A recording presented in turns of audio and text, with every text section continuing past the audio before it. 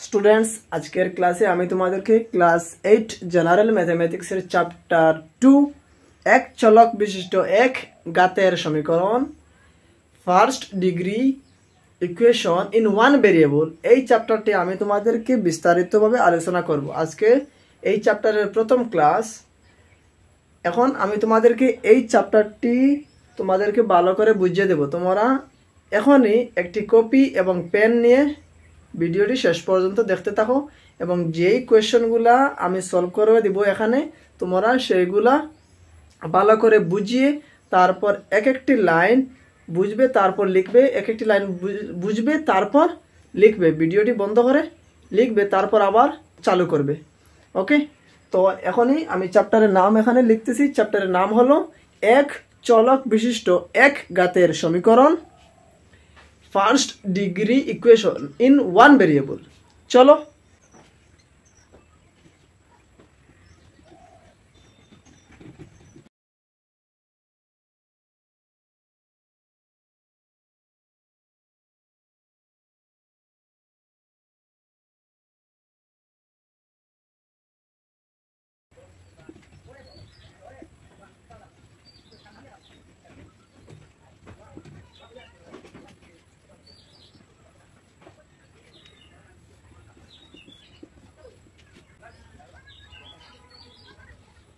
Class 8।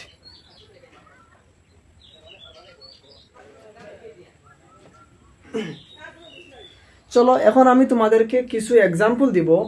এক চলক বিশিষ্ট এক ঘাতের সমীকরণ এই চ্যাপ্টার রিলেটেড কিছু এক্সাম্পল আমি তোমাদের সামনে তুলে ধরবো। এক্সাম্পলগুলো প্রথমে তোমরা দেখে নাও। এই চ্যাপ্টার কি, এই চ্যাপ্টার আমরা এই চ্যাপ্টার থেকে আমরা কি শিখতে পারবো সেগুলো প্রথমে আমরা এখান থেকে দেখে নেই। সাপোজ এখন আমরা এই চ্যাপ্টার থেকে কিছু এক্সাম্পল ধরে নিয়ে আমরা এই চ্যাপ্টার বিষয়ে কিছু জানার চেষ্টা করব। প্রথমে আমরা একটা এক্সাম্পল এখান থেকে ধরে নেই 2x + 3 = 8। এই যে একটা সমীকরণ, এটার নাম হলো একটা সমীকরণ। তার মধ্যে এই যে এখানে x আছে, এই x যে ভ্যালু আছে, যে একটা মান আছে, যে একটা নাম্বার আছে ax, এই যে একটা x আছে, এটা হলো ইংরেজি অ্যালফাবেট x। এই x এর ভ্যালু এখানে আমরা জানি না।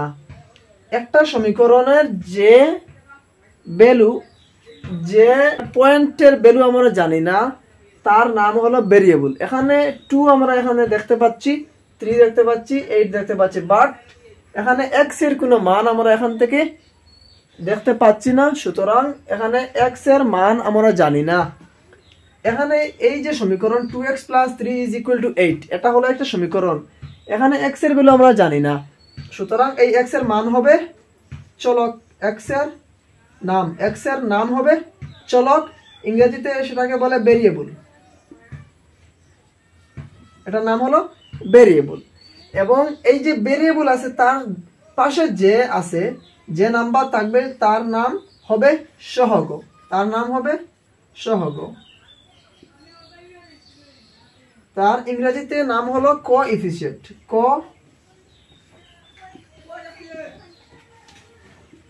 কোএফিসিয়েন্ট।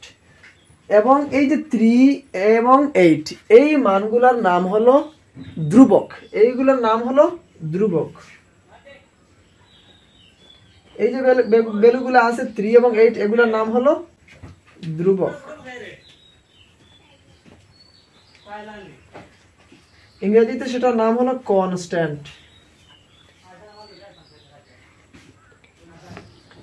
আরো একটা এক্সাম্পল আমি তোমাদের সামনে তুলে ধরি। Suppose 2y + 1 = 7। এটা হলো একটা সমীকরণ। তার ভেরিয়েবল এই যে এখানে 2y + 1 = 7 আছে, এই যে এখানে y আছে, এই y এর নাম হলো চলক। y এর নাম হলো চলক। এবং y এর পাশে যে আছে তার নাম হলো সহগ। তার নাম হলো সহগ। এখানে দেখো 2x + 3 = 8। এখানে x এর পাওয়ার এখানে নাই, এখানে দেওয়া নাই। তার মানে আমরা ধরে নিতে হবে x এর পাওয়ার এখানে আছে 1। এখানে দেখো 2y + 1 = 7, এখানে y এর পাওয়ার এখানে নাই, তো এখানে নাই মানে আমরা 1 ধরে নেব, নাই মানে আমরা 0 ধরবো না, নাই মানে 1 ধরে নেব। সুতরাং এখানে এই যে চলক আছে y, তার হাইয়েস্ট পাওয়ার এখানে কত আছে 1, এখানে আছে x এর পাওয়ার 1। তো এই যে 2y + 1 = 7, এটা হলো এক চলক বিশিষ্ট এক ঘাতের সমীকরণ। এক চলক মানে এই যে সমীকরণ আছে, এই সমীকরণের মধ্যে শুধুমাত্র একটি চলক থাকবে, শুধুমাত্র একটি চলক থাকবে, y, x, t, p এরকম কোনো কিছু থাকবে, এবং তার পাওয়ার 1 থাকবে। পাওয়ার 1 মানে এক ঘাতের সমীকরণ, এক ঘাত মানে হাইয়েস্ট পাওয়ার 1 থাকবে। আরো একটা एग्जांपल আমি তোমাদেরকে দেই। Suppose 2t + 5 = 0। এখানে দেখো এই যে t আছে, এই t তার নাম হলো চলক, তার মানে এখানে আমরা t এর মান আমরা জানি না, সো t তার নাম হলো চলক, এবং 2 হলো t এর সহগ। t চলক, t এর পাশে আছে 2, তো এই 2 এর নাম হবে t এর সহগ 2, কোএফিসিয়েন্ট। এবং এই t এর পাওয়ার কিছু নাই মানে এখানে 1 আছে। 1 পাওয়ার যদি 1 থাকে তো তার নাম হয় এক ঘাত, এক ঘাতের সমীকরণ। ডিগ্রি পাওয়ার 1 মানে ডিগ্রি 1 মানে ঘাত 1। আশা করি তোমরা এক চলক বিশিষ্ট এক ঘাতের সমীকরণ বুঝতে পারছো। এক চলক বিশিষ্ট এক ঘাতের সমীকরণ মিন্স চলক একটা থাকবে, x, y, z, t, p এরকম একটা সমীকরণের মধ্যে একটি চলক থাকবে, একটি x থাকবে এবং পাওয়ার 1 থাকবে, তখন এক চলক বিশিষ্ট এক ঘাতের সমীকরণ এটি হবে। এখন আমরা অনুশীলনী 2.1 এর কোশ্চেন নাম্বার 1 এর দুটি কোশ্চেন আমরা সলভ করব। চলো, কোশ্চেন নাম্বার 1 হলো নিচের সমীকরণগুলো সমাধান করো। Find the value of x। We have to find the value of x from this equation. আমরা এখান থেকে এই যে 4x + 5 = 21 এখানে একটা সমীকরণ দেওয়া আছে, এখান থেকে x এর মান আমরা বের করব। x এর ভ্যালু আমরা কি সেটা বের করব। কিভাবে বের করব চলো দেখে নেই। প্রথমে আমরা এটা লিখব, 4x + 5 = 21। প্রথমে আমরা সলিউশন দিব, তারপর 4x + 5 = 21 লিখে দেব, তারপর এইভাবে ইমপ্লাই সাইন দিয়ে দেব, তারপর এখানে 4x লিখবো আমরা। 4x যেভাবে আছে সেভাবে লিখে নিলাম, তারপর ইকুয়াল সাইন দিয়ে দিলাম, তারপর এখানে দিলাম 21। এখানে দেখো সমান চিহ্ন, এই যে ইকুয়াল সাইন তার লেফট সাইডে বাম সাইডে আছে এখানে 5। এই যে প্লাস সাইন, এই প্লাস সাইনটা হলো এই 5 এর প্লাস সাইন। এখানে সমান চিহ্নের বাম সাইডে আছে -5। এই যে -5 সমান চিহ্ন বাম সাইডে আছে, এটাকে যদি আমরা রাইট সাইড ডাইন সাইডে নিয়ে যাই তখন সেটা হবে -5। 5 তার আগে এখানে ছিল প্লাস সাইন, এখানে এসে হয়ে যাবে মাইনাস সাইন। এখানে x এর ভ্যালু আমরা কিভাবে বের করব? প্রথমে 4x লিখব, তারপর 21, তারপর এই যে সমান চিহ্নের বাম সাইডে প্লাস সাইন, ডাইন সাইডে এসে হয়ে যাবে মাইনাস সাইন। তারপর দেখো 4x = 21 থেকে 5 মাইনাস করতে হবে আমাদেরকে। এখানে দেখো প্লাস আছে, 21 এর আগে আছে প্লাস সাইন, এখানে কোনো সাইন দেওয়া নাই, তার মানে আমরা ধরে নিব এখানে সর্বদা প্লাস সাইন থাকবে। তো এই প্লাস এখানে মাইনাস, প্লাসে মাইনাসে মাইনাস, প্লাসে মাইনাসে মাইনাস হবে, বাট সাইন বসবে, যেটা বড় নাম্বার থাকবে, বড় যে নাম্বার থাকবে তার সাইন এখানে বসবে। প্লাসে মাইনাসে মাইনাস, 21 থেকে 5, 21 - 5 आंसर হয়ে যাবে 11 - 5 16। আমরা এখানে লিখব 16, কিন্তু সাইন বসবে বড় যে নাম্বার থাকবে তার, এখানে 21 বড়, তার সাইন হলো প্লাস, এখানে প্লাস বসাবো, বাট আমরা প্লাস না বসাইলেই হয়ে যাবে, কিন্তু মাইনাস সাইন হলে আমরা লিখতে হবে। এখানে দেখো 4x আছে, এই 4x তার মানে হলো 4 * x, 4x তার মানে হলো 4 * x, 4x তার মানে হলো 4 * x। এখন যদি আমি লিখি 2x, 2x তার মানে হলো 2 * x। সাপোজ 3y, 3y তার মানে হলো 3 * y। এইরকম 4x 4 * x, এখানে আমরা লিখবো এক্স ইজ ইকুয়াল টু, এখানে সমান চিহ্ন আছে, তারপর আমরা এখানে একটা টান দিব, তারপর এই 16 এখানে লিখবো। তার কারণ হলো দেখো এখানে 4x আছে, এই যে 4x, এই 4x x এর সাথে ইনটু হিসাবে আছে, কোনো প্লাস সাইন নাই, মাইনাস সাইন নাই, ডিভাইড নাই।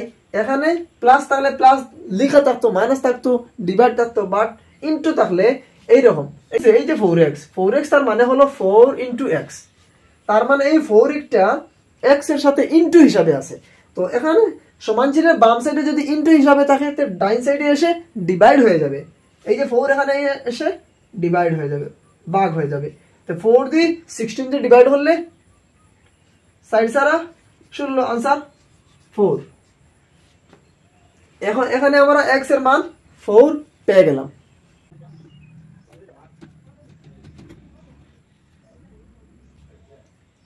এখন আমরা এই যে কোশ্চেন নাম্বার 2 এটি সলভ করব। তার মানে হলো এখানে y এর ভ্যালু আমরা বের করব। 17y - 3 is equal to 48।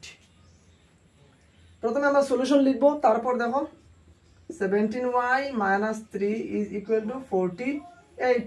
তারপর এখানে 17y যেরকম আছে সেই রকম লিখে নেব, তারপর এখানে 48। এখানে দেখো সমান চিহ্ন বাম সাইডে -3 আছে, ডাইন সাইডে এসে কি হয়ে যাবে +3। সাইন প্লাস হলে মাইনাস হবে, আর মাইনাস হলে প্লাস হবে, এক সাইড থেকে অন্য সাইডে যদি আমরা ট্রান্সফার করি। এখানে দেখো 17y ইজ ইকুয়াল টু 48 + 3, 48 + 3 হলো 51। তোমরা এইভাবে প্লাস করে নেবে, 48 + 3, 8 আর 3 11, 1 রইল 1, 3 আর 4 রাখে 5, 51।